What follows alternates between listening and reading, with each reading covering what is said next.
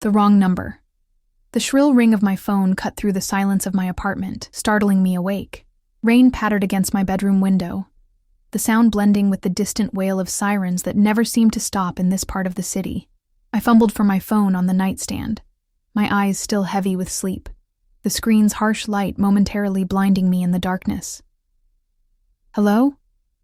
My voice was raspy, thick with exhaustion. 3 consecutive night shifts at the hospital had left me drained, my body begging for the uninterrupted sleep that constantly eluded me. Silence answered me, followed by the soft sound of breathing. I checked the time. 2:37 a.m. Hello? I repeated, irritation seeping into my voice. If this is a prank call, it's not funny. Where is it? The voice that finally responded was deep, controlled, with an edge that instantly sent a chill down my spine. There was authority in those 3 simple words, a command rather than a question. I think you have the wrong number, I said, sitting up in bed, suddenly more alert. Don't play games with me. The voice dropped lower, each word pronounced with deliberate precision. You were supposed to deliver it an hour ago. Where is it? My heart raced as confusion clouded my mind. Sir, I honestly don't know what you're talking about. You've called the wrong person. My name is Ellie Morgan. I'm a nurse at Mercy General, and I was asleep until your call. The silence that followed felt like it stretched for an eternity. I could still hear his breathing, measured and calm, a stark contrast to my own shallow, rapid breaths. Describe yourself.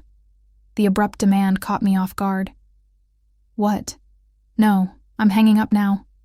Describe yourself, or I'll find you and see for myself. The threat wasn't delivered with raised volume or obvious menace. It was the certainty in his tone that made my blood run cold. This is ridiculous. I swiped a hand through my tangled hair, trying to think clearly despite my exhaustion. I'm calling the police. A low, humorless chuckle came through the phone. By all means. Tell them Alessandro Russo would like a word. The name meant nothing to me, but something in the way he said it, as if I should recognize it, as if everyone should, made me hesitate. Look, I don't know who you are or what you want, but dark hair or light? I blinked, thrown by the interruption. What? Your hair, Ellie Morgan. Is it dark or light? I shouldn't have answered. Every instinct screamed at me to hang up, to block this number, to forget this bizarre middle-of-the-night conversation. Instead, bewildered and still half asleep, I said, dark, brown. Look, please stop. Eye color? This is harassment. Eye color. Not a question anymore. Green. The word escaped before I could stop it. Please, just leave me alone. I heard muffled voices in the background, as if he'd covered the phone to speak to someone else. When he returned, his voice had changed. Softer, almost thoughtful. You truly have no idea who I am or what I'm talking about, do you? Relief flooded through me. No, I don't. This is a wrong number. I'm sorry if you're looking for someone else, but I can't help you. Another pause. Interesting. The word lingered between us, loaded with meaning I couldn't decipher. I apologize for disturbing your sleep, Ellie Morgan, nurse at Mercy General. Sleep well. The call ended, and I sat motionless in my bed, clutching my phone, staring at the darkened screen. Outside, the rain intensified, drumming against the window in an erratic rhythm that matched my heartbeat. I tried to convince myself it was nothing, a wrong number, a misunderstanding, something I'd laugh about tomorrow. But I couldn't shake the feeling that somehow, in answering that call, I'd made a terrible mistake. I dragged myself through my shift the next day, the strange call haunting the edges of my consciousness as I moved from patient to patient. Mercy General was understaffed as usual, the emergency room overflowing with the aftermath of a multi-car pileup on the freeway. By mid-afternoon, I'd nearly convinced myself the nocturnal conversation had been a dream, a product of my overtired mind. You look like hell warmed over, remarked Tracy, another nurse who'd been working at Mercy since before I was born. Her salt and pepper hair was pulled back in a severe bun, her eyes sharp as she assessed me over her reading glasses. Thanks for the vote of confidence, I mumbled, updating a patient chart at the nurse's station. 3 night shifts followed by a day shift will do that to you. Tracy snorted. When I was your age, I worked doubles for a week straight during the '99 flu epidemic. You kids have no stamina. I didn't bother arguing. Tracy's work ethic was legendary, as was her complete lack of sympathy for what she called millennial fragility. There's a delivery for you at reception, she said, handing me another chart. Bed 4 needs their dressing changed. A delivery? I didn't order anything. Tracy shrugged. Well, someone likes you enough to send flowers. Must be nice. Flowers? I hadn't dated anyone in over a year. Not since the disastrous relationship with Mark, a surgical resident who'd been seeing 3 other women simultaneously. My birthday wasn't for months, and my mother only sent practical gifts like socks or kitchen gadgets. Curiosity propelled me toward reception during my break. The bouquet waiting for me was massive, a dramatic arrangement of dark red roses and white lilies that must have cost a fortune. The receptionist, Dina, widened her eyes as I approached. Secret admirer? She asked, waggling her eyebrows. Must be a mistake, I said, looking for a card. No mistake. Guy who delivered it asked for Ellie Morgan specifically. Said to verify your ID before giving them to you. She handed me a small envelope tucked among the blooms. My fingers trembled slightly as I opened it, a sense of foreboding washing over me even before I read the neat, handwritten message inside. Wrong numbers sometimes lead to the right connections. Looking forward to making yours. The card had no contact information, no further explanation, just that cryptic message and an initial. Alessandro. It had to be from the man who'd called me last night. Who delivered these? I asked Dina, trying to keep my voice steady. Some delivery service I've never seen before. Guy in a suit. Looked expensive. She leaned forward, lowering her voice. Cute, too, in a scary kind of way. Built like a bouncer. Did he say anything else? Nope. Just waited while I checked you were on shift, then left. She studied my face. You okay, Ellie? You look like you've seen a ghost. I'm fine, just surprised. I forced a smile. Would you mind keeping these at reception until my shift ends? They're too big for the break room. As I walked back to the ER, my mind raced. How had he found out where I worked? I'd mentioned Mercy General during our brief conversation, but that didn't explain how he'd discovered my full name or shift schedule. The thought sent a chill through me despite the hospital's perpetually overheated corridors. For the rest of my shift, I found myself glancing over my shoulder, studying the faces of visitors more carefully than usual, jumping whenever someone called my name. By the time I clocked out at 8 p.m., my nerves were frayed. I debated leaving the flowers behind, but ultimately decided to take them. Something about abandoning them felt like it would be perceived as rejection. And though I couldn't explain why, that possibility frightened me more than accepting them. The hospital parking garage was dimly lit as always, despite numerous staff complaints about safety.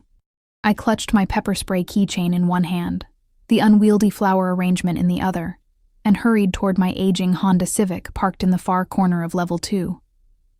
I was so focused on reaching my car that I almost missed it. The black Mercedes sedan parked 2 spaces away from mine, its engine running, windows tinted too dark to see inside. I slowed, alarm bells ringing in my head. That spot had been empty this morning.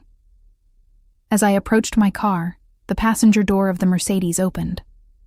I froze, flowers clutched to my chest like a shield, pepper spray raised. A man stepped out, tall and imposing in a perfectly tailored charcoal suit. His movements were fluid, unhurried, as he straightened and turned to face me. Dark hair, styled impeccably.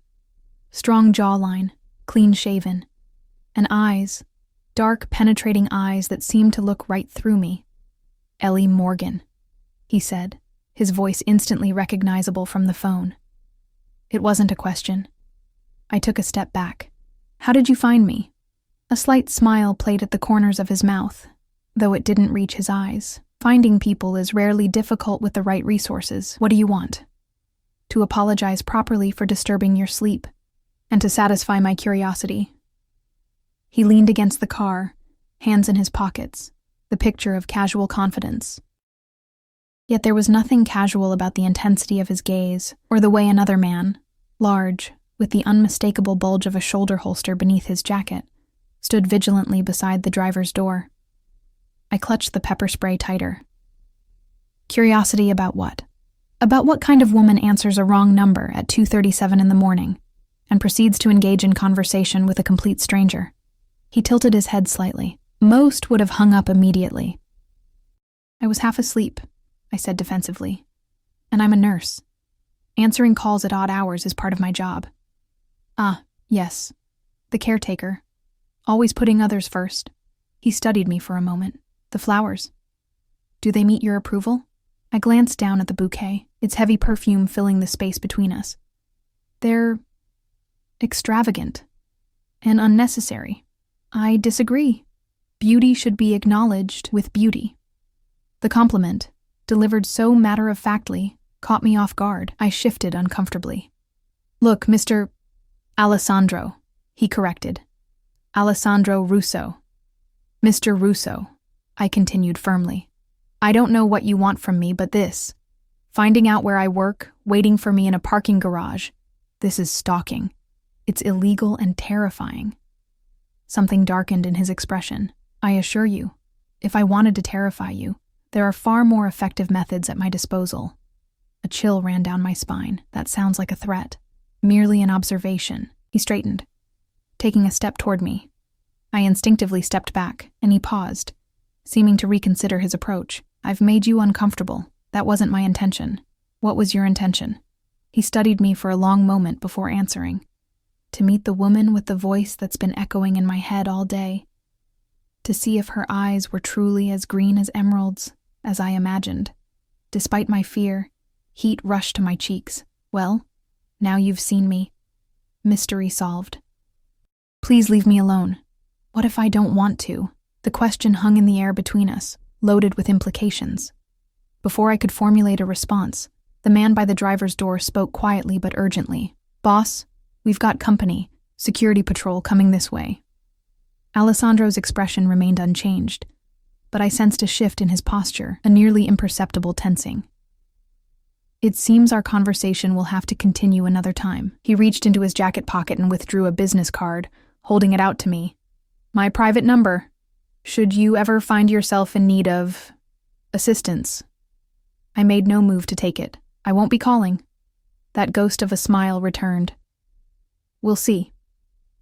He placed the card on the hood of my car and opened the passenger door of the Mercedes. Before getting in, he paused, looking at me one last time. By the way, Ellie Morgan, the flowers were just the beginning. From now on, you're mine. The door closed with a soft thud, and the Mercedes pulled away smoothly, disappearing down the ramp as a security vehicle turned the corner. I stood frozen, his words ringing in my ears, the card on my car seeming to burn with an invisible heat. From now on, you're mine. Who was this man who could say such a thing to a complete stranger, and why? Despite the fear coursing through me, did I feel a treacherous flicker of curiosity about what exactly he meant?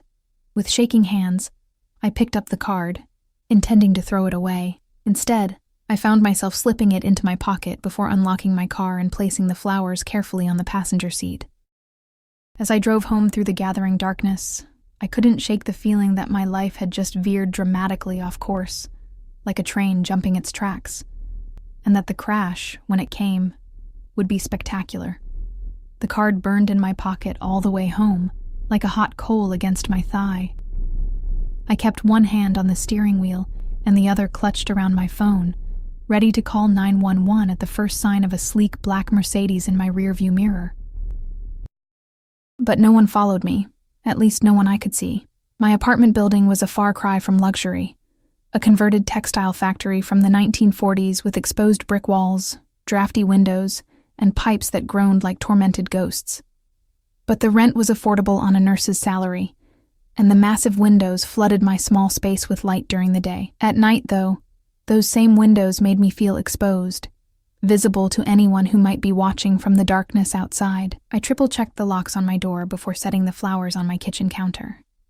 They seemed out of place in my modest apartment, too opulent, too perfect, like Alessandro himself had seemed against the dingy backdrop of the hospital parking garage. "From now on, you're mine." The words replayed in my mind as I changed out of my scrubs and into sweatpants and an oversized t-shirt. What kind of man said something like that to a woman he'd just met? A dangerous man. A powerful man. A man used to getting exactly what he wanted. Alessandro Russo. The name still meant nothing to me, but the way he'd carried himself, the silent bodyguard, the expensive car, all screamed money and influence. I pulled out my laptop and typed his name into the search bar, my curiosity overcoming my better judgment. The results were surprisingly sparse for someone who carried himself with such importance. A few mentions in business journals about real estate holdings, a photo at a charity gala from 3 years ago, and a brief mention in an article about emerging forces in the city's economic landscape. Nothing that explained why the mere mention of his name was supposed to deter me from calling the police. I clicked on the charity gala photo. There he was, immaculate in a tuxedo, his arm around a willowy blonde whose smile seemed forced. His own expression was inscrutable, eyes focused somewhere beyond the camera, as if his mind were on more important matters.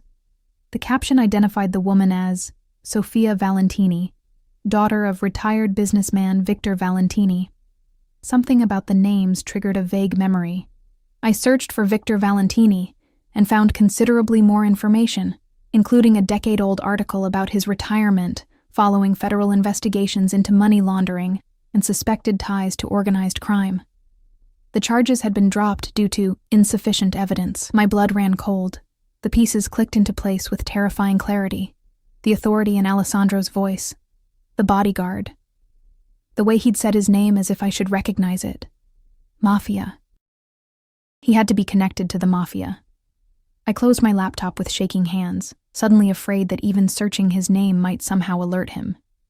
It was an irrational fear, but nothing about this situation was rational.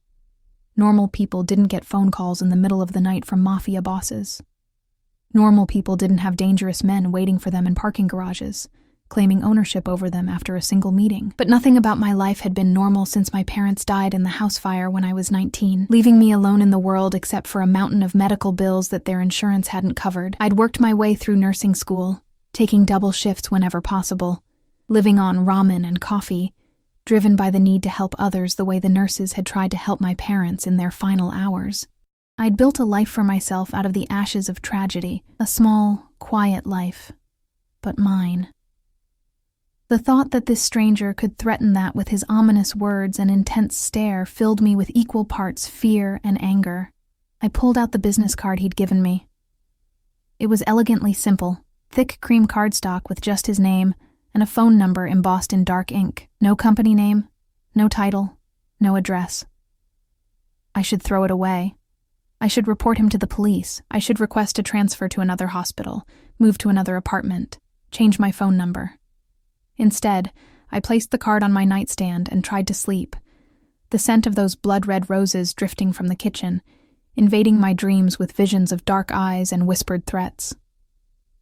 3 days passed without further contact from Alessandro Russo. No more flowers, no phone calls, no luxury cars waiting in the parking garage. I began to breathe easier, to convince myself that whatever strange fixation he'd had on me had passed. Perhaps he'd found the person he'd actually been trying to reach that night. Perhaps he'd moved on to his next obsession. I threw myself into work, picking up extra shifts to keep my mind occupied. On the 4th day, exhaustion caught up with me. I nearly administered the wrong medication to an elderly patient before Tracy noticed and stopped me. "Go home, Morgan," she said, not unkindly. "You're dead on your feet. I'll cover the rest of your shift." Too tired to argue, I thanked her and made my way to the locker room to collect my things. As I opened my locker, a small white envelope fell out. My name was written on the front in the same elegant handwriting as the card that had accompanied the flowers. My hands trembled as I opened it. Dinner, tonight. 8 p.m. A car will be waiting. A no request, no question mark. Just a command, an expectation of obedience. I crumpled the note in my fist, anger flaring through my exhaustion. Who did he think he was? Yet beneath the anger lurked something else, a forbidden flutter of excitement. a curiosity I couldn't quite suppress. How had he gotten into my locker? How long had he been watching me, planning this? I pushed the thought aside and tossed the crumpled note into the trash. I wasn't going to dinner with a man who thought he could simply command my presence. I wasn't going anywhere near Alessandro Russo ever again. By the time I reached my apartment, a thunderstorm had rolled in, matching my turbulent mood. I stepped into the shower, letting the hot water wash away the hospital smell and the tension in my shoulders. As steam filled the bathroom, I closed my eyes and tried to empty my mind. Instead, I found myself remembering the intensity in Alessandro's gaze, the quiet confidence in his voice when he'd said, "From now on, you're mine." Not a request or a hope, but a statement of fact, as if he'd glimpsed our future and was simply informing me of what he already knew to be true. I shut off the water with an angry twist and wrapped myself in a towel, irritated by my own traitorous thoughts. I was not some naive heroine in a romance novel, seduced by danger and dark promises. I was a practical woman who had survived too much to risk everything for a momentary thrill. As I dressed in my most comfortable pajamas, I glanced at the clock. 7:43 p.m. In 17 minutes, a car would be waiting somewhere outside my building, and Alessandro Russo would be expecting me to get into it, to play along with whatever game he was orchestrating. Not happening, I muttered to myself, heating up leftover Chinese food and settling on my couch with a mindless reality show for company. At exactly 8:00 p.m., my phone rang. Unknown number. I let it go to voicemail. It rang again immediately after. Again, I ignored it. The third time I answered, my patience evaporating. "Stop calling me. The car is waiting, Ellie." His voice was calm, unperturbed by my hostility. "I'm not coming." "Yes, you are." Again that certainty, that absolute confidence. "I don't respond well to commands, Mr. Russo." "Alessandro," he corrected. "And it wasn't a command. It was an expectation. Well, your expectations are about to be severely disappointed." I stabbed at a piece of sweet and sour chicken with my fork. "I'm in my pajamas, eating takeout, and I have no intention of going anywhere with you." There was a pause, and I thought I detected a hint of amusement in his voice when he spoke again. "What kind of takeout?" The question was so unexpected that I answered truthfully. "Chinese. From Golden Dragon on 9th. Their dumplings are atrocious. The chef doesn't use enough ginger." I blinked in surprise. "You've eaten at Golden Dragon?" A soft laugh.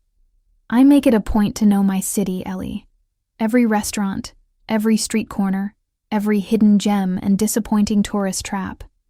Is that how you found me? Because you know your city? No. Finding you required more specialized resources." A chill ran through me despite the warmth of my apartment. "That's not reassuring. It wasn't meant to be." He paused. "I had hoped to discuss this over dinner, but since you've chosen to defy my invitation—" "It wasn't an invitation. It was a summons. I suppose I'll have to be direct." He continued as if I hadn't interrupted. "The night you answered my call, I was expecting to hear from someone else. Someone who had stolen something extremely valuable from me." I set down my fork, suddenly alert. "I told you, I don't know anything about—" "I believe you," he said, cutting me off. "What I find curious is that your phone number is just one digit different from his. That kind of coincidence makes me suspicious." "It's just a coincidence," I insisted. "Millions of people have similar phone numbers." "Perhaps. But when the man who betrayed me ends up dead in the harbor 2 days after I spoke with you, and his phone is nowhere to be found—" He let the implication hang in the air. My blood turned to ice. "Are you saying— Did you kill him?" "I'm saying that certain parties might believe you're connected to a man who stole from very dangerous people. People who might not be as discerning as I am." I stood up, moving to the window to peer through the blinds at the street below. Rain lashed against the glass, blurring the view. "Are you threatening me?" "On the contrary, I'm offering you protection." I let out a humorless laugh. "Protection from what? From whom? From you and your dangerous friends?" "From whoever might come looking for what Gregory Petrov stole before his unfortunate accident. From whoever might believe that his last phone call, traced to your number, means you have it or know where it is." Gregory Petrov. The name meant nothing to me, Yet apparently my phone number's similarity to his had entangled me in whatever dangerous game had cost him his life. "What did he steal?" I asked, my voice barely above a whisper. That's not a conversation for an unsecured phone line. His tone was clipped now, all business. "The car will wait another 15 minutes. I suggest you reconsider your position." The line went dead before I could respond. I stood frozen by the window, the implications of his words sinking in. If what he said was true, if this Gregory person had stolen from dangerous people and then ended up dead, anyone connected to him, even mistakenly, could be in danger. But if Alessandro was involved in his death, wasn't he one of those dangerous people? How could I trust him to protect me from a threat he might have created? I peered through the blinds again, scanning the street until I spotted it. A black car idling at the curb, wipers moving rhythmically against the downpour. Even through the rain-streaked window, I could tell it wasn't the Mercedes from the parking garage. This was larger, more subtle, with darkened windows that revealed nothing of its occupants. Waiting for me. My phone buzzed with a text message. 12 minutes. My heart pounded in my chest as I weighed my options.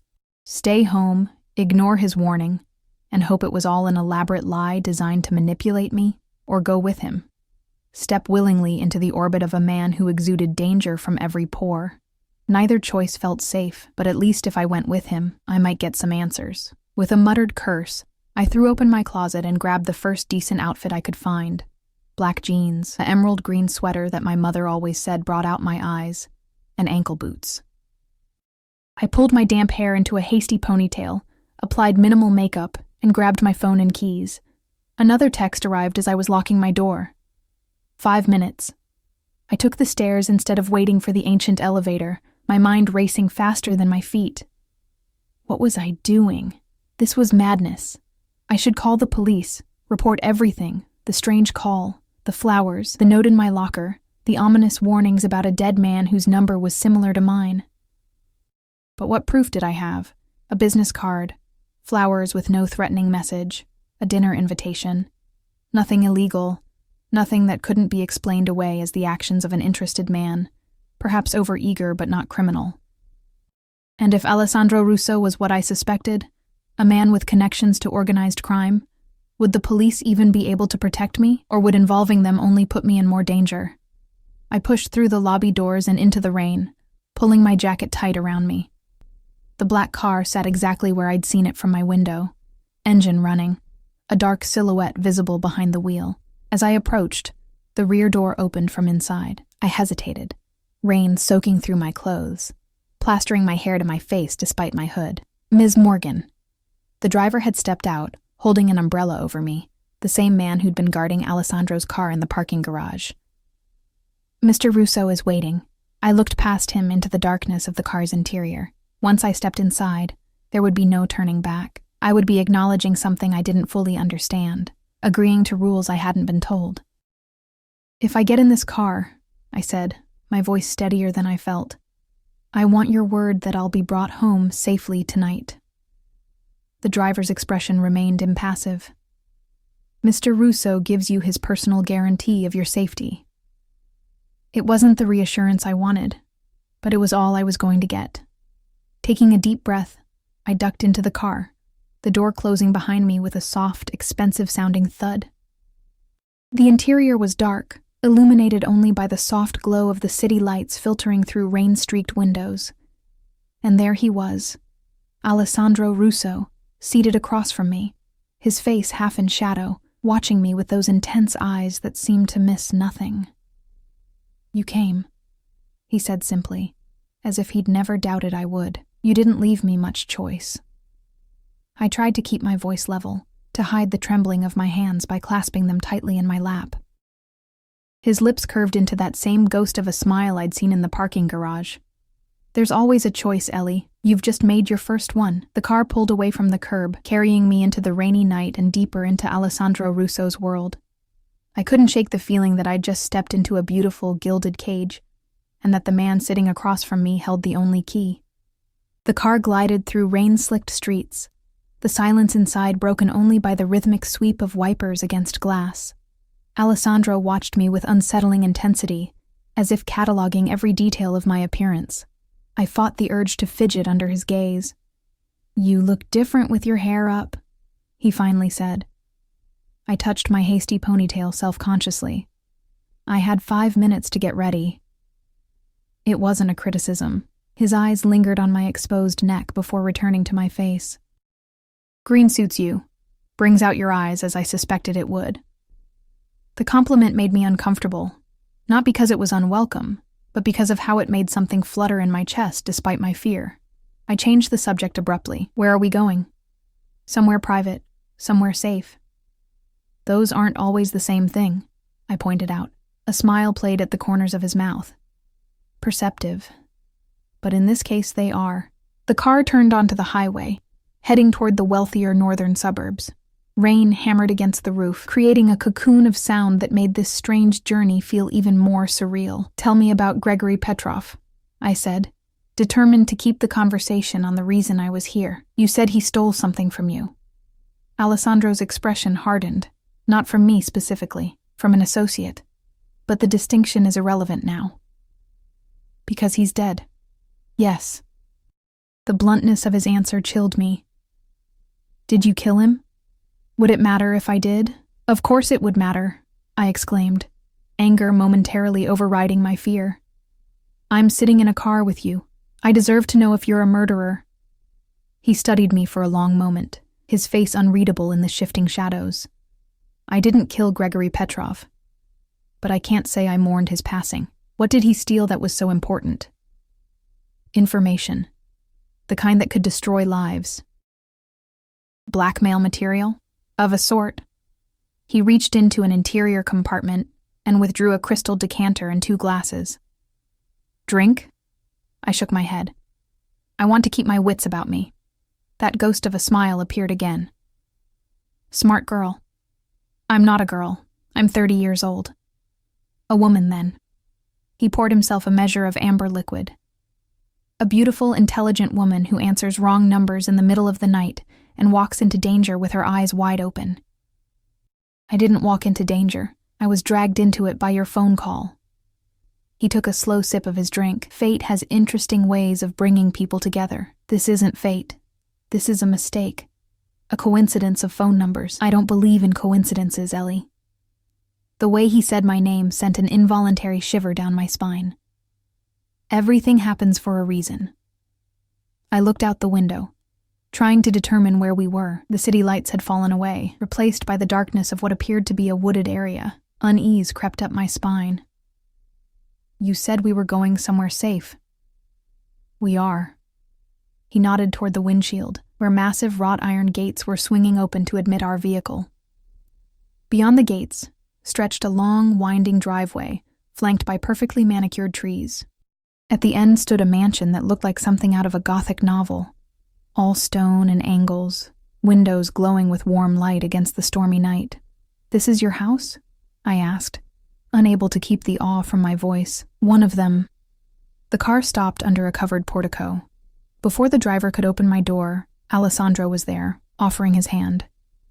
I hesitated before taking it, startled by the warmth of his skin against mine, by the strength in his fingers as they closed around my hand. The main entrance was guarded by 2 men in dark suits, who nodded respectfully as Alessandro led me inside. The foyer was cavernous, with a sweeping staircase and marble floors that echoed with our footsteps.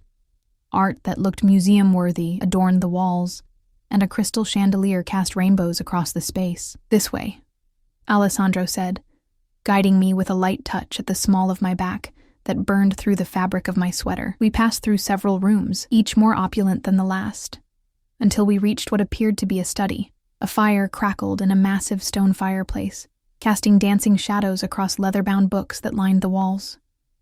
2 wingback chairs faced the hearth, a small table between them set with a silver tray. "Please, sit." Alessandro gestured to one of the chairs.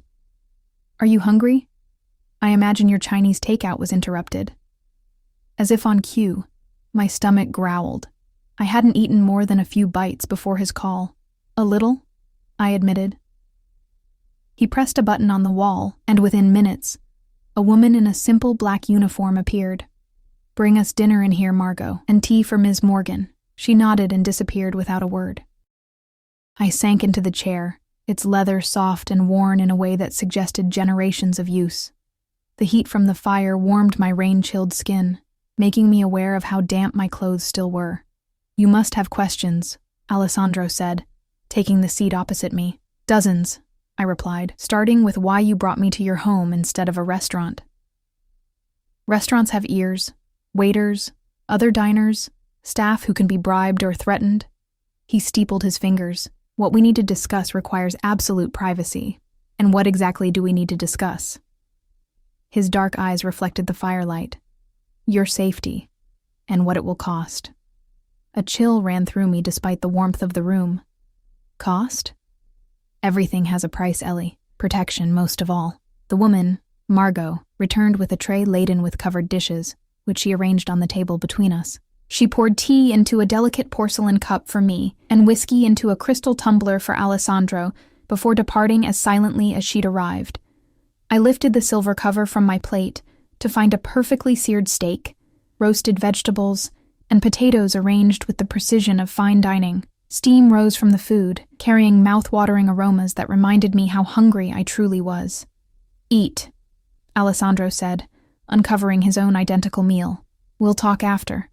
Despite my apprehension, I couldn't resist the food. We ate in silence, the only sounds the crackling fire and the clink of silverware against china. Alessandro moved with the easy grace of a man accustomed to luxury, to having his every need anticipated and met without having to ask. When we'd finished, Margot reappeared to clear the dishes, leaving fresh tea and whiskey in her wake. Only when the door closed behind her did Alessandro speak again. "Gregory Petrov worked for an associate of mine for 5 years. He had access to sensitive information, client lists, financial records, evidence of certain transactions that would interest the authorities." He swirled the amber liquid in his glass. 3 weeks ago, he disappeared, along with a hard drive containing all of this information. And this associate is someone who prefers to remain nameless, someone who trusted Petrov and was betrayed. "Someone in the Mafia," I said bluntly. "Like you." Alessandro's expression didn't change. "You've been doing research. Enough to know that the name Valentini is connected to organized crime, and that you were photographed with Sofia Valentini, Victor's daughter, my ex-fiancé." He took a sip of his whiskey. "Our engagement ended 2 years ago. This new information took me by surprise. I didn't realize that I was capable of normal human relationships." There was a hint of bitterness in his tone. "I assure you, I am, or was. Sophia decided the life I could offer wasn't worth the complications that came with it." I studied his face, trying to reconcile the dangerous man who'd waited for me in a parking garage with someone who had experienced heartbreak. "I'm sorry." "Don't be. It was for the best." He set down his glass. "But we're not here to discuss my past relationships. No, we're here because a dead man had a phone number similar to mine, and now you think I'm in danger." "I know you're in danger." The certainty in his voice sent a chill through me. 2 days ago, someone broke into Petrov's apartment. It had already been searched by my people. But whoever came after found something we missed. A piece of paper with your phone number written on it. My breath caught. That doesn't make any sense. I never met this man. Why would he have my number? That's what I intend to find out. Alessandro leaned forward, his eyes intense in the firelight. But until we do, you need protection. My protection. And what does that entail exactly? You'll stay here, where I can ensure your safety. You'll continue your work at the hospital, but my men will drive you there and back. You won't go anywhere alone, not until we find what Petrov stole and determine why he had your number. I stared at him in disbelief. You expect me to move in with you? A complete stranger who, by his own admission, is involved in organized crime? I expect you to choose survival. His voice was calm, matter-of-fact. The people looking for that hard drive won't hesitate to hurt you to get what they want, whether you have it or not. And you would? I challenged. Hesitate to hurt me, I mean. Something flickered in his eyes, surprise, perhaps, at my directness. Yes, he said simply. I would. Why? You don't know me. I know enough. He stood abruptly, moving to a desk in the corner of the room. From a drawer, he withdrew a folder, which he handed to me. "See for yourself." With trembling fingers, I opened it. Inside was what appeared to be a dossier on me. My birth certificate, college transcripts, employment records, medical history, even photos of me at various ages. The most recent was from just last week, showing me leaving my apartment building in the early morning, coffee cup in hand, unaware of being watched. Horror and violation washed over me. "How dare you?" I whispered, closing the folder and shoving it away from me. "How dare you invade my privacy like this?" I needed to know who I was dealing with. He reclaimed the folder, returning it to the desk, and I found someone remarkable. A woman who lost her parents in a tragic fire at 19, who worked her way through nursing school despite crippling debt, who chose a profession dedicated to helping others. Each word was like a physical blow, a reminder of how completely this stranger had invaded my life. Stop it. Someone who visits her parents' graves every month with fresh flowers, who volunteers at a children's hospital on her days off, who hasn't been in a relationship since a surgical resident named Mark Hunter betrayed her trust over a year ago. Tears burned in my eyes. I said, "Stop it!" To my surprise, he did. He returned to his chair, giving me space to collect myself. When he spoke again, his voice was quieter. "I'm not trying to hurt you, Ellie. I'm trying to show you that I've been thorough in my assessment, that I know exactly who I'm offering to protect." I wiped angrily at a tear that had escaped. "And what's the price for this protection? You said everything has a cost." "Yes." He studied me over the rim of his glass. "The cost is your trust, your complete and total trust in me." I let out a humorless laugh. "After what you just showed me? After learning you've been stalking me, investigating me, photographing me without my knowledge or consent? How could I possibly trust you? Because despite all that, I'm still your best chance at survival." He set down his glass with deliberate care. "And because I'm the only one who knows why Gregory Petrov had your number." My heart skipped a beat. "You said you didn't know." I said I intended to find out. There's a difference. He reached into his jacket pocket and withdrew a small photo, which he placed on the table between us. "Do you recognize this man?" I picked up the photo, studying the face of a middle-aged man with thinning hair and sharp features. Something about him seemed vaguely familiar, but I couldn't place him. "I'm not sure. Maybe. He could have been a patient at some point. His name is Richard Dawson. He was your father's business partner before the fire." The photo slipped from my suddenly numb fingers. "What?" "No, my father was an accountant. He worked for a firm downtown. He didn't have a business partner." Alessandro's expression remained impassive. "Your father, James Morgan, was indeed an accountant.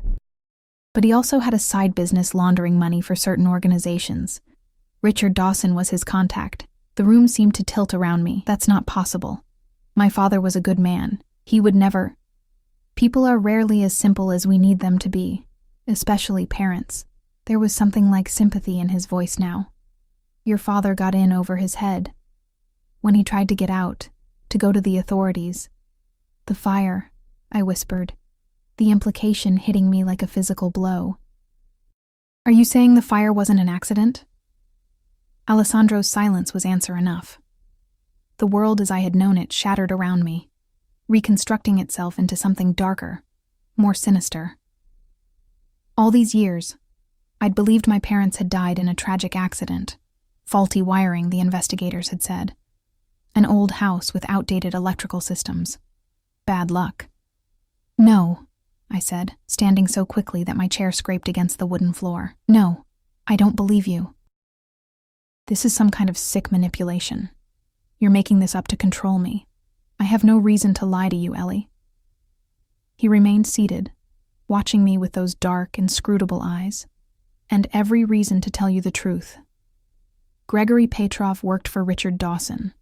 The hard drive he stole contains evidence of decades of financial crimes, including the money transfers to the man who set the fire that killed your parents."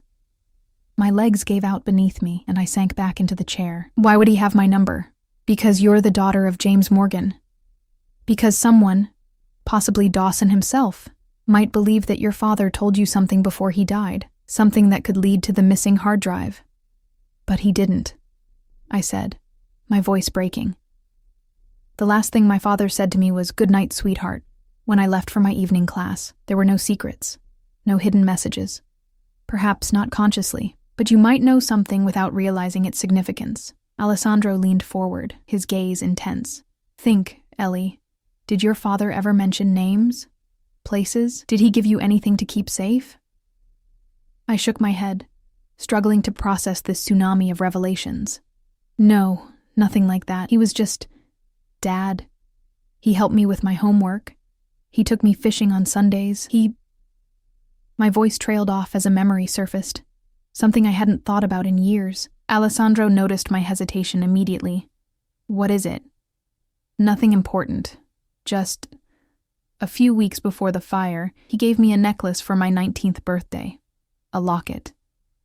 He said it had belonged to my grandmother, but I'd never seen my mother wear it, which seemed strange. I touched my throat, remembering. I lost it in the aftermath of the fire. With everything else happening, the funerals, the medical bills, trying to figure out how to survive, a missing necklace didn't seem important. What did it look like?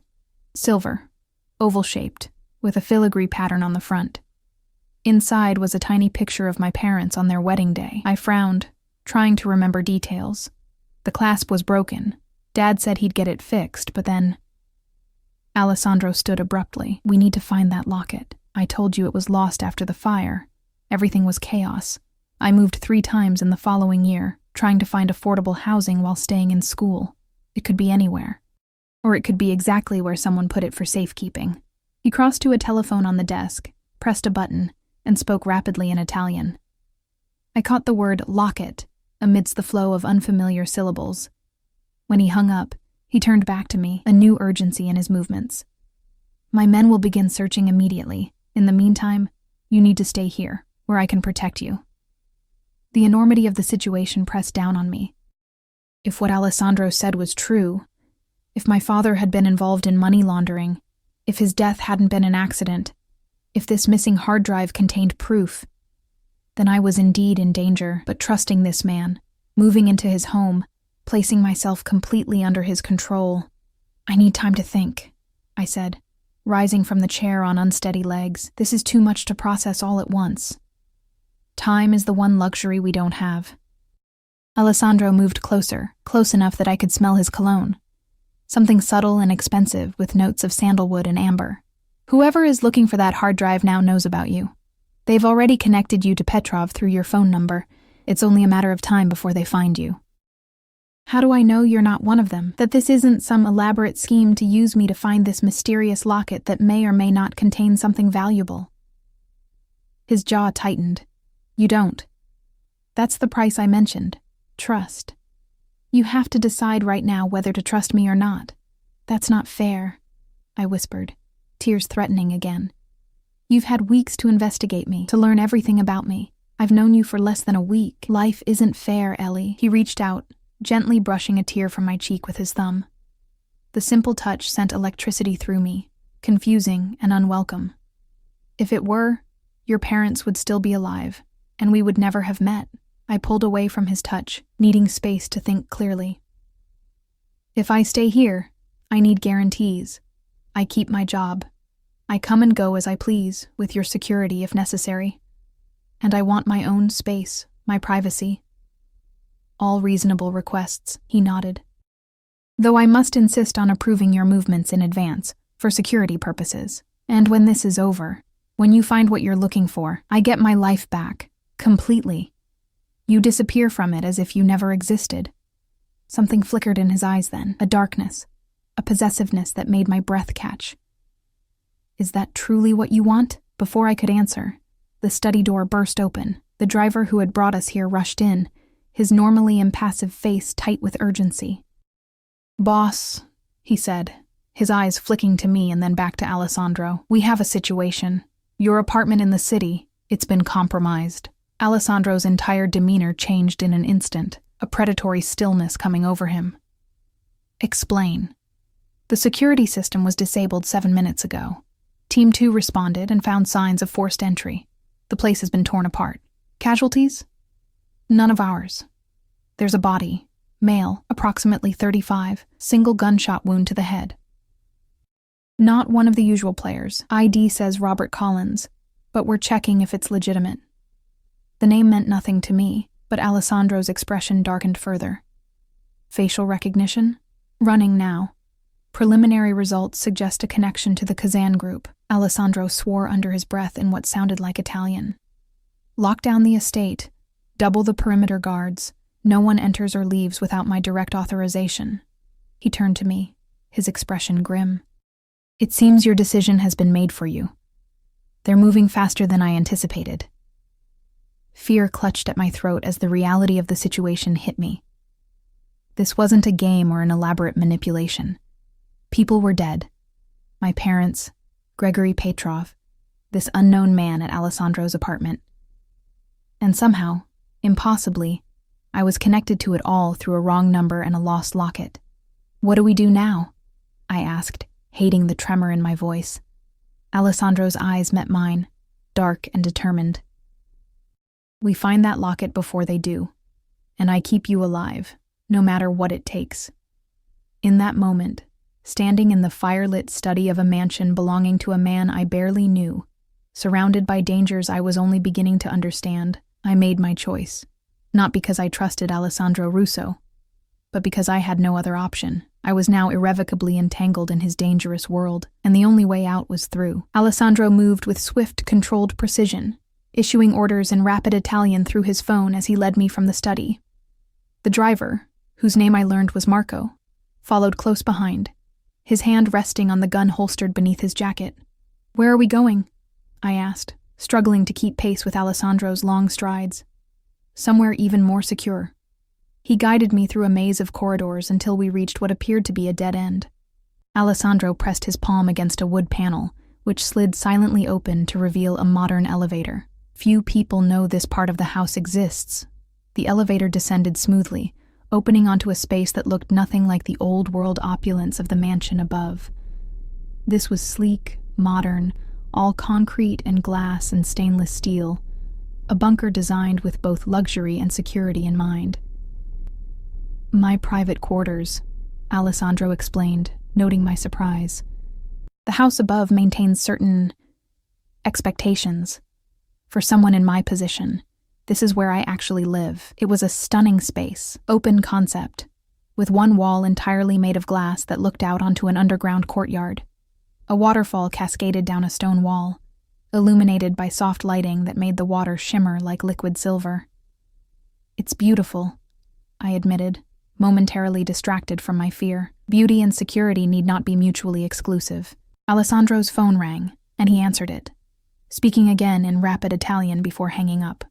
"Marco, prepare the surveillance feeds. I want eyes on every approach to the estate." Marco nodded and moved to a wall of screens, fingers flying over a keyboard. Alessandro turned to me. "We need to talk about the locket. I've told you everything I remember," I said, sinking onto a minimalist sofa. The events of the evening had left me drained, the adrenaline beginning to ebb. It was silver, oval-shaped, with a filigree pattern. Nothing special. Was there anything unusual about it? Anything that seemed out of place or odd?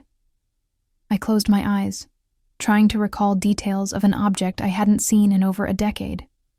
It was heavier than it looked, and the back had some kind of pattern engraved on it.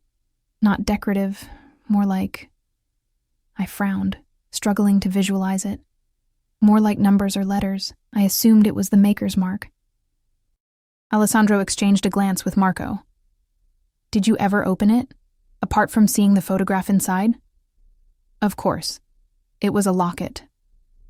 I paused, remembering something. "Wait. The photo wasn't glued in like you'd expect. It was in a tiny frame that could be removed. I took it out once to look at it more closely." "And behind the photo?" Alessandro's intensity had ratcheted up several notches. I shook my head. "Nothing, just the empty space." "Are you certain?" He moved closer, his dark eyes fixed on mine. "Think carefully, Ellie. Was there anything at all behind the photo?" The intensity of his gaze made it hard to concentrate. Wait. A memory surfaced, dim with age but suddenly relevant. There was a small piece of paper tucked behind the photo. I thought it was just padding to keep the picture from rattling around. I never pulled it out. Alessandro straightened, excitement barely contained behind his controlled exterior. That could be it. Your father may have hidden account numbers, passwords, or coordinates on that paper. He turned to Marco. Expand the search parameters. Check safety deposit boxes in her parents' names, storage units, anywhere that might be accessed with a code or key. Marco nodded and stepped away to make a call. I still don't understand, I said, wrapping my arms around myself. If my father was involved in money laundering, why would he give me evidence that could incriminate him? To protect you. Alessandro sat beside me, close enough that I could feel the warmth radiating from him. If he was planning to go to the authorities, he would have known the risk. The locket was insurance, proof that could corroborate his testimony if something happened to him, and something did happen to him. My voice cracked. He and my mother both died because he wanted to do the right thing, yes. Alessandro didn't sugarcoat it, didn't offer false comfort. Your father made dangerous enemies. The same enemies who are now looking for that hard drive. And for you. I closed my eyes, overwhelmed. All these years I thought it was an accident. Random, senseless bad luck. Would knowing the truth have changed anything? His question was surprisingly gentle. Would it have brought them back? No, but... I looked at him, sudden realization dawning. Your family, the Russos, were they... No. He shook his head firmly. My family had no connection to your father's death. The organization he worked for was a rival operation, one that my father had been trying to dismantle for years. Your father? I hadn't considered that Alessandro's position might be inherited. Is he... dead? 6 years ago. Something flickered in his eyes, old pain. Carefully controlled. He was poisoned at a meeting that was supposed to be a peace negotiation. I'm sorry. The words felt inadequate. He acknowledged them with a slight nod. I've spent the last 6 years consolidating power, eliminating rivals, and trying to legitimize our operations. The evidence on that hard drive would help me finish what my father started, dismantling the very organization responsible for your parents' deaths. The irony wasn't lost on me, so we both want the same thing, for different reasons. Perhaps not so different. His eyes held mine. We both want justice for our parents, and we both understand what it means to rebuild a life from ashes. Something shifted between us in that moment. A recognition, a connection I hadn't expected and wasn't sure I wanted. This man who had forcibly inserted himself into my life, who represented everything I should fear and avoid, suddenly seemed more human, more... familiar. Marco cleared his throat, breaking the moment. Boss, the team found something. A safety deposit box at First National, registered to Elizabeth Morgan. He handed Alessandro a tablet. Opened 1 week before the fire. My heart raced. Elizabeth was my full name, though I'd gone by Ellie for as long as I could remember. My father opened a safety deposit box in my name, a common tactic when hiding something valuable. Alessandro studied the information on the tablet. We'll need access. I'd have to be there in person, I said. With ID. Too risky.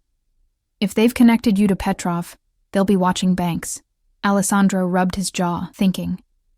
We need a distraction. Before he could elaborate, an alarm blared through the space. Marco rushed to the wall of screens, typing frantically. Perimeter breach. North quadrant. 3 vehicles. Heavily armed. Alessandro's transformation was immediate and terrifying. The thoughtful man beside me vanished, replaced by someone colder, harder, a predator preparing for battle. How many? At least 12 hostiles. Our men are engaging, but they're using military-grade weapons. Evacuate Protocol 3. Alert all teams. Alessandro moved to a panel in the wall, which slid open to reveal an arsenal of weapons. He selected a handgun, checking it with practiced efficiency before tucking it into a shoulder holster. Marco, take Ellie through the tunnel. Get her to the safe house in the city. No. The word escaped me before I could think. Both men looked at me in surprise. No, I repeated more firmly. I'm tired of running, tired of being a pawn in a game I didn't choose to play. If my father's locket is the key to ending this, then I need to be the one to retrieve it. Alessandro studied me, something like respect flickering in his eyes. It's too dangerous. My entire life is dangerous now, thanks to you." I stood, finding strength in my anger. You don't get to decide what risks I take. Not anymore. A loud explosion rocked the building, dust sifting down from the ceiling. Marco's phone buzzed with urgent messages. "They've breached the main house. 8 minutes until they reach the elevator." Alessandro swore, then made a decision. "Change of plans. We all go together. Marco, the Bentley underground exit." He turned to me. "Stay close to me. Do exactly as I say. If I tell you to run, you run. If I tell you to hide, you hide. Understood?" I nodded, fear and determination warring within me. Understood. Good.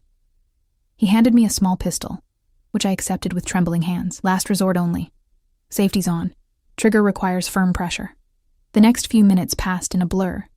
We moved through another hidden door into a garage housing several luxury vehicles. Marco brought a dark Bentley to life, while Alessandro guided me into the back seat, sliding in beside me. The garage door opened onto a tunnel, dimly lit and sloping upward. "The tunnel exits 3 miles from the estate," Alessandro explained, as Marco accelerated.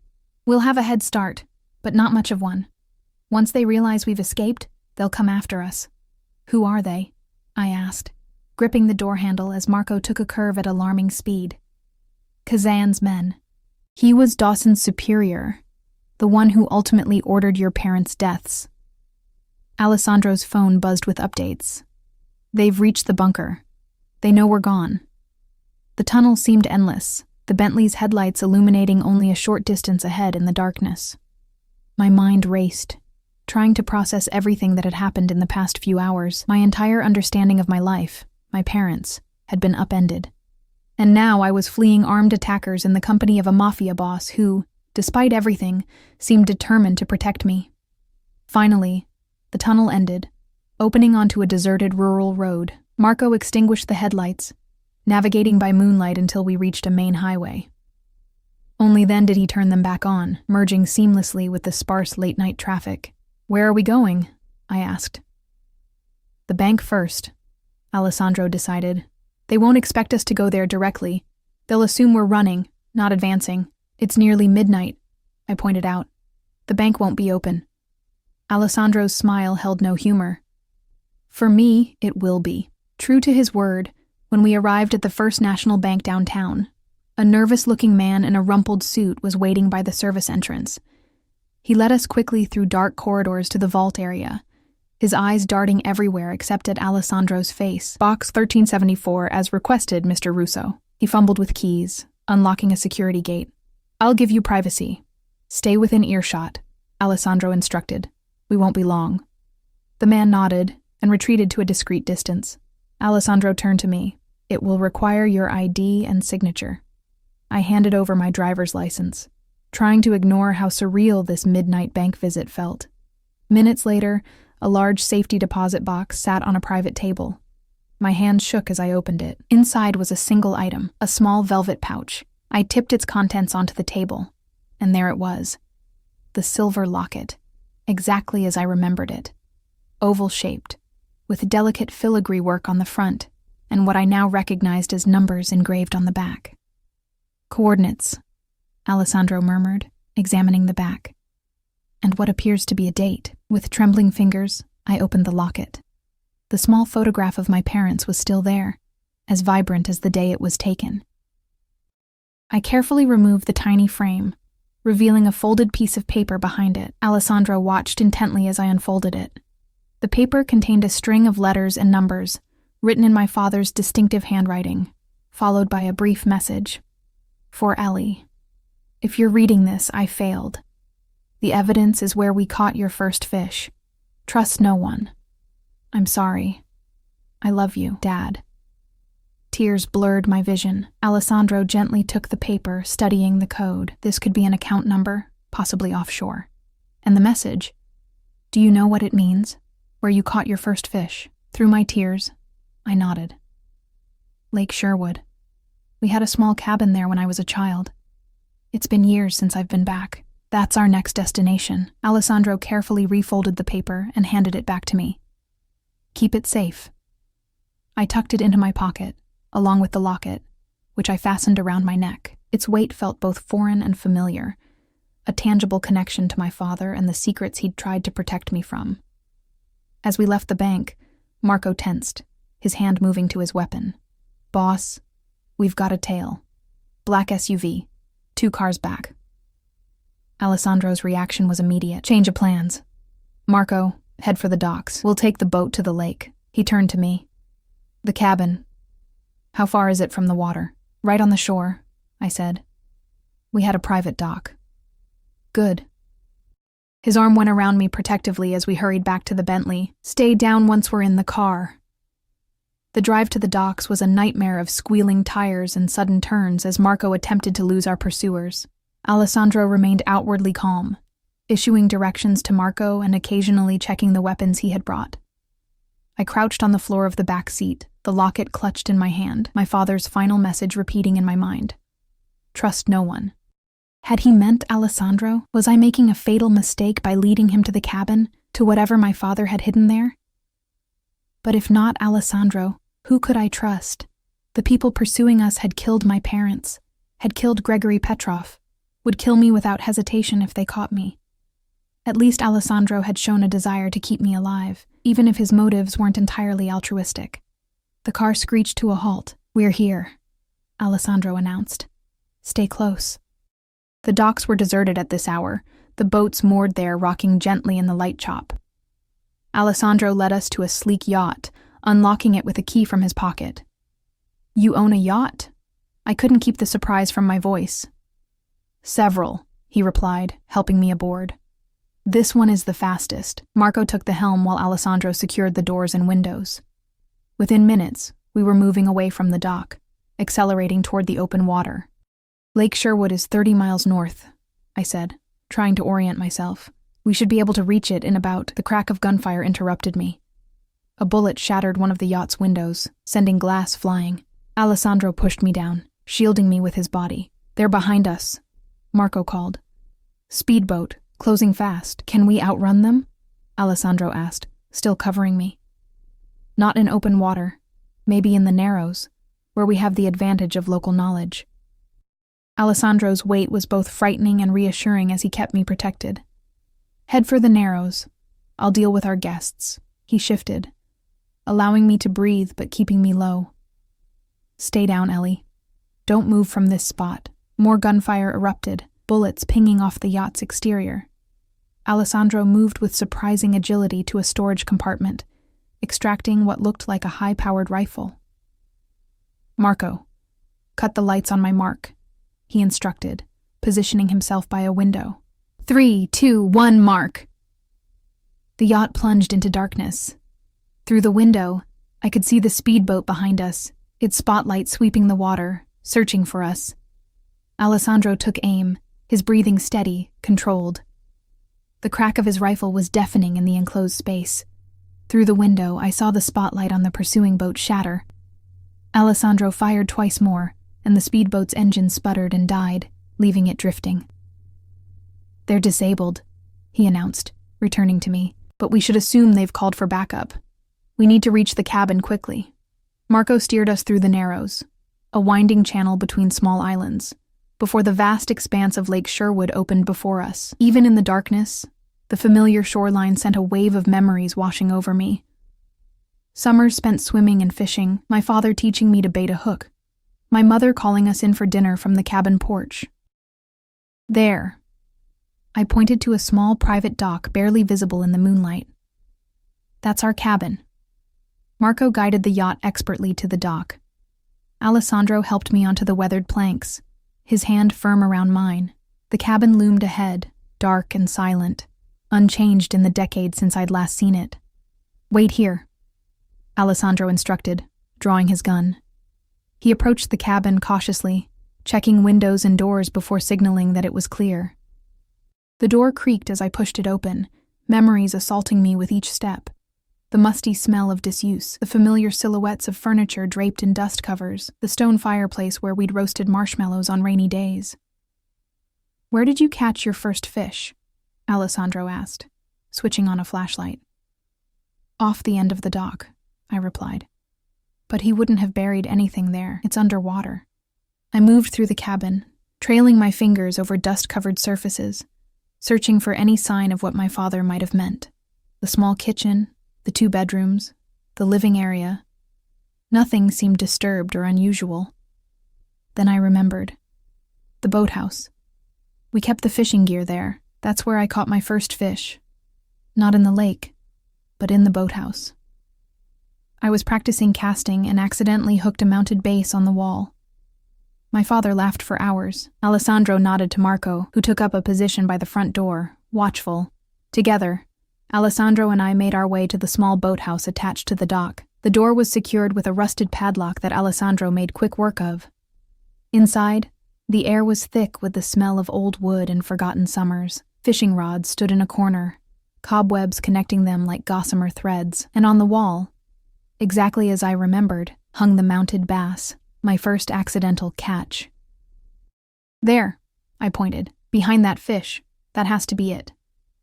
Alessandro lifted the heavy mount from its hook, revealing a small metal safe embedded in the wall. A combination lock secured it. The numbers on the locket, I realized, pulling it from my neck. They must be the combination. With trembling fingers, I dialed the sequence engraved on the back of the locket. The safe clicked open, revealing a waterproof case inside. I removed it, feeling the weight of whatever was contained within. Alessandro's flashlight illuminated the case as I opened it. Inside was a hard drive, sleek, black, unremarkable except for what it contained, and a sealed envelope with my name written on it in my father's handwriting. The missing hard drive, Alessandro said quietly. Petrov must have found it, then hidden it again when he realized what it contained. But how did he know about this place? About the safe? Your father must have told someone. Or perhaps Petrov followed the same trail we did. The locket, the safety deposit box, the message. I clutched the envelope, torn between the desire to read my father's last words to me and the fear of what they might contain. Before I could decide, Marco's urgent voice called from outside. "Boss, vehicles approaching, multiple headlights." Alessandro took the hard drive, securing it inside his jacket. "We need to go. Now." We hurried back to the yacht, the envelope clutched in my hand, the empty case left behind. Marco had already started the engines, the yacht thrumming with power against the dock. "Wait," I said as Alessandro prepared to cast off the lines. "There's another way. A service road through the woods connects to a highway about a mile from here. They'll expect us to leave by water." Alessandro assessed the situation quickly. "Marco, take the yacht. Lead them away from the lake, then double back to the secondary extraction point. We'll meet you there." Marco nodded, understanding the unspoken order to act as a decoy. As he pulled away from the dock, Alessandro and I slipped into the woods, following a narrow path I remembered from childhood explorations. The forest was dark, the moon providing only intermittent light through the canopy above. Alessandro moved with surprising silence for his size, one hand holding mine, the other gripping his weapon. Behind us, I heard shouting and the sound of boat engines. Our pursuers had arrived at the cabin. "They'll search the boathouse first," Alessandro murmured. "Finding the empty case will slow them down, make them wonder if we've already escaped with the drive." We continued through the woods, the path growing fainter as years of disuse had allowed nature to reclaim it. My lungs burned from exertion, fear driving me forward despite the protest of muscles unused to such activity. Finally, the trees thinned, revealing a narrow dirt road beyond. Alessandro paused, listening intently, before leading me onto it. "The highway should be that way," I pointed north, trying to orient myself in the darkness. Before we could move, headlights appeared in the distance, approaching rapidly along the dirt road. "Back!" Alessandro hissed, pulling me into the cover of the trees. We crouched behind a fallen log, watching as a black SUV rumbled past, headed toward the cabin. The vehicle bounced over the uneven ground, its occupants scanning the surrounding forest. "They're searching the perimeter," Alessandro whispered. "We need to keep moving." We continued north, staying just inside the tree line, using the road as a guide without exposing ourselves. After what felt like hours but was probably only 20 minutes, the distant glow of the highway appeared ahead. "My men will be waiting at a gas station 2 miles east," Alessandro said. If we can reach the highway without being seen, we'll make it. We were almost to the edge of the forest when the crack of a branch behind us shattered the silence. Alessandro whirled, pushing me behind him as a figure emerged from the darkness. I wondered when you'd show your face, Russo. The man who stepped forward was older, his silver hair gleaming in the moonlight, his accent vaguely Eastern European. In his hand was a gun, pointed steadily at Alessandro's chest. Always the hero, aren't you? Just like your father. Kazan.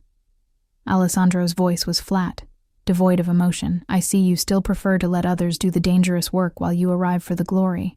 The older man smiled thinly. A leader delegates, something your father never understood. His gaze shifted to me, and this must be James Morgan's daughter. The resemblance is striking. I stiffened at the mention of my father's name, spoken by the man who had ordered his death. She knows nothing, Alessandro said. This is between you and me. On the contrary, she led you right to what I've been searching for. Kazan's smile vanished. The hard drive, Russo. Hand it over and perhaps I'll allow you both to live. We both know that's a lie, Alessandro replied calmly. The moment you have what you want, we're dead. Kazan shrugged. Then you have nothing to lose by cooperating, do you? My mind raced, desperately searching for a way out. Alessandro stood between me and Kazan, his body tense, but his voice controlled. I could feel the envelope from my father crumpling in my clenched fist. If I give you the drive, Alessandro said slowly, I want your word that she walks away. She disappears, lives her life, never to be bothered by you or your organization again. Alessandro, no, I whispered, horrified by his apparent willingness to sacrifice himself. He ignored me, keeping his attention focused on Kazan. Do we have a deal? Kazan seemed to consider it. You always were soft, Russo, like your father. Sentiment is a weakness in our business. He nodded. Very well. The girl walks away, you give me the drive. A fair exchange. Swear it, Alessandro demanded. Swear on your honor, what little you have. You question my honor? Kazan's face darkened. I swear it. Now the drive. Slowly, Alessandro reached inside his jacket, extracting the hard drive. He held it up, the small device catching the moonlight. Let her go first. Kazan gestured with his gun. Girl, start walking toward the highway. Don't look back. I remained frozen, unwilling to leave Alessandro to die. He turned slightly, his eyes meeting mine, filled with an emotion I couldn't name. Go, Ellie. Live your life. Remember what I told you that first night. From now on, you're mine. No matter what happens, no matter where you go, a part of you will always belong to me. As a part of me will always belong to you.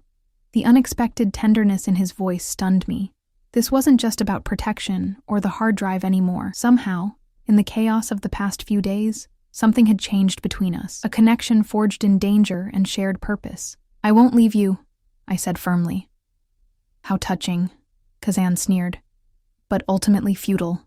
The drive, Russo. Now, or I kill her first and take it from your corpse. With deliberate slowness, Alessandro extended his arm, the hard drive in his open palm. Kazan stepped forward to take it, his gun never wavering from its aim at Alessandro's chest. In that moment, several things happened at once. A distant sound, the thrum of helicopter rotors, grew rapidly louder.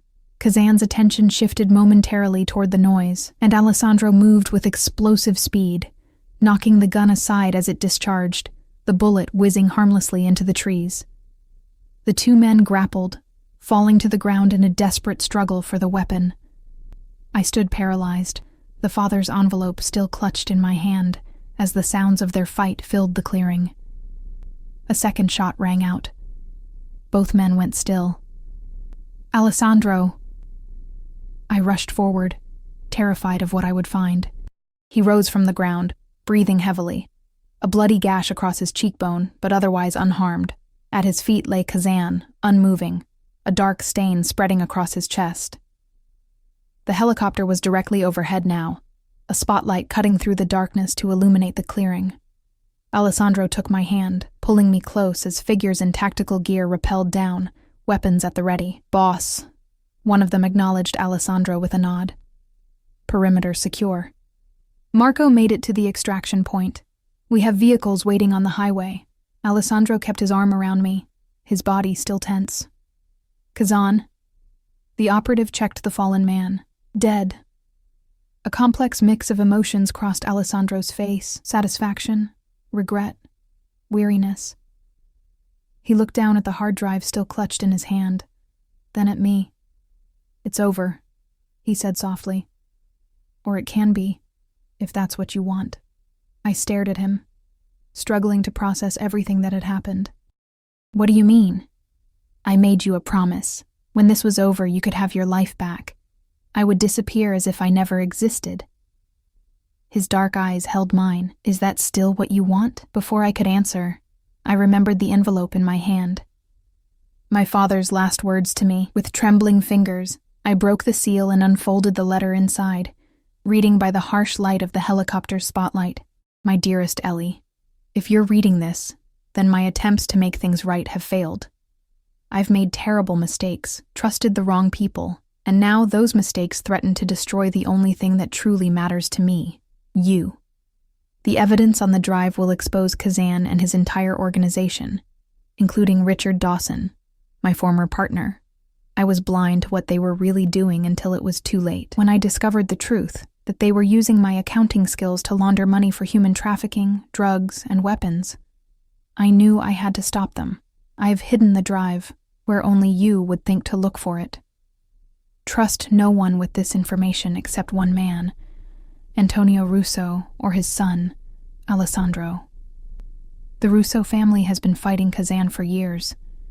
They are not saints, Ellie, but they have a code, a honor that Kazan lacks. Forgive me for the danger I've put you in. Forgive me for the lies. Know that everything I did out of love for you and your mother. Find Alessandro Russo. Trust him with your life, as I would have trusted his father with mine. I love you. Always. Dad."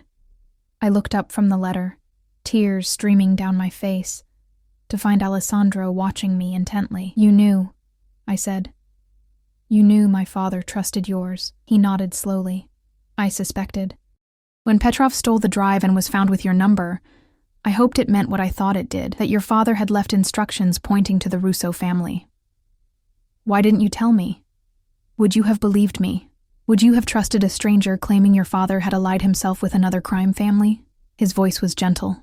"I needed you to make your own choice, Ellie, to decide for yourself who to trust." I looked down at my father's letter, then at the man before me, dangerous, powerful, but also the man who had protected me, who had offered to sacrifice himself for me.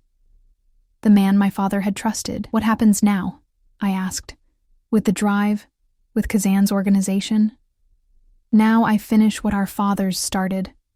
Alessandro's hand came up to touch my face gently. With this evidence, I can dismantle Kazan's entire operation legally, through federal prosecutors who owe me favors.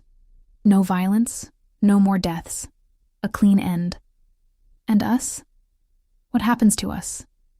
The question hung between us, loaded with possibilities I hadn't allowed myself to consider until now. "That," Alessandro said softly, "is entirely up to you. I meant what I said before. You can walk away, return to your life, never see me again. Or, I prompted when he hesitated, or you can choose a different path. With me." His thumb brushed away a tear on my cheek. "I won't pretend it would be simple. My world is complicated, dangerous at times, but I would protect you with my life. And perhaps together, we could build something neither of our fathers managed to achieve, a legacy that honors their sacrifice without repeating their mistakes." I thought of my quiet life as a nurse, the small apartment, the routine that had defined my existence since my parents' death. Then I thought of Alessandro, the intensity in his eyes when he looked at me, the unspoken connection that had grown between us through danger and revelation. "From now on, you're mine," I repeated his words from that first night. "Is that still what you want?" His dark eyes held mine, unflinching. "More than anything, but only if you choose it freely." In that moment, standing in a moonlit clearing with helicopter rotors thundering overhead and my father's last letter in my hand, I made my choice. Not out of fear or obligation, but out of the certainty that life had brought me to this crossroads for a reason. I reached up, my fingers tracing the scar on his cheekbone. Then I choose this path. I choose you. The smile that transformed his face was like nothing I'd seen before. Genuine, unguarded, almost boyish in its sudden joy. He pulled me into his arms, his lips finding mine in a kiss that felt like both an ending and a beginning. When we finally broke apart, breathless, he pressed his forehead to mine. "I'll spend every day making sure you never regret that choice. I'll hold you to that promise," I whispered. As we walked hand in hand toward the waiting vehicles, the hard drive secure and my father's letter safely tucked away, I felt a weight lift from my shoulders. The past, with all its secrets and lies, could finally rest. The future, uncertain as it might be, held possibilities I was ready to explore. I had answered a wrong number and found my destiny. Alessandro had claimed me as his, and now, against all odds, I had claimed him in return. From now on, we belonged to each other. And that was a beginning worth all the danger we had endured to reach it.